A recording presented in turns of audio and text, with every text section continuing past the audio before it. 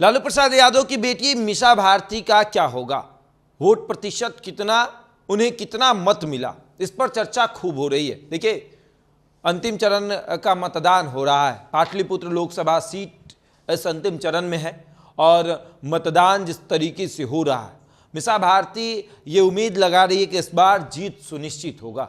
2014 और 2019 में चुनाव हारने के बाद मीसा भारती पीछे हटने का नाम नहीं ले रही हैं।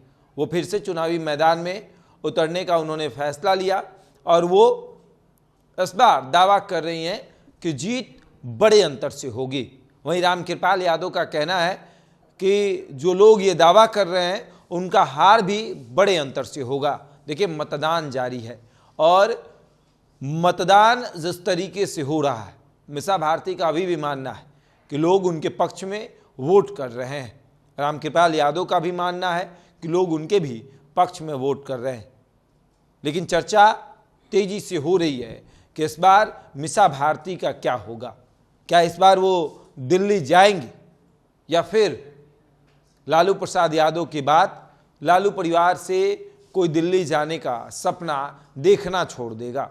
इसके पहले अगर देखें तो मीसा भारती 2 बार चुनाव लोकसभा का हार चुकी हैं।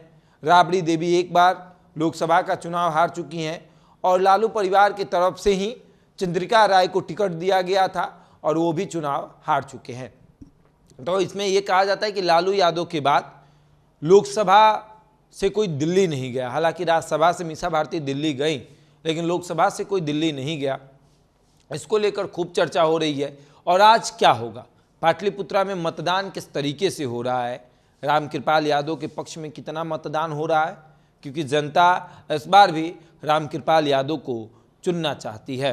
रामकृपाल यादव के पक्ष में वोटिंग हो रहा है और जब क्षेत्र में हम जा रहे हैं, लोगों से बातचीत कर रहे हैं, तो उनका सीधे तौर पर ऑफ द कैमरा ये कहना है कि देखिए, हम नरेंद्र मोदी को देख रहे हैं, हम रामकृपाल यादव को देख रहे हैं। क्योंकि रामकृपाल यादव जब से सांसद बने शांति का माहौल रहा।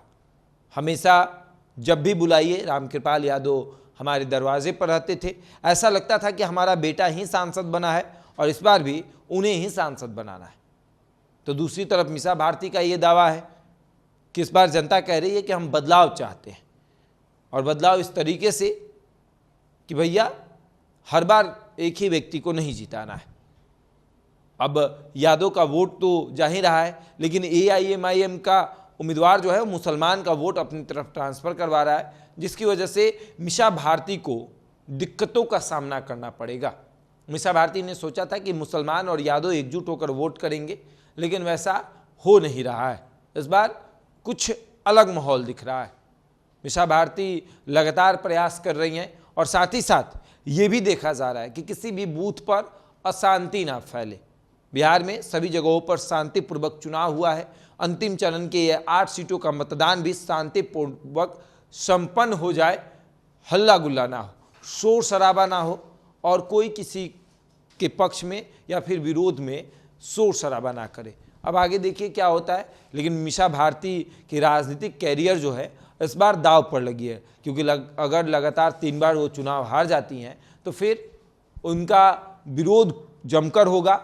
और ये विरोध इसलिए भी होगा क्योंकि पाटलिपुत्र लोकसभा से एक बार भाई वीरेंद्र तैयारी कर चुनाव नहीं लड़ चुके हैं मीसा भारती की वजह से, और एक बार रीतलाल यादव पूरी तरीके से तैयारी कर चुके थे, लेकिन मीसा भारती की वजह से वो भी चुनाव नहीं लड़े।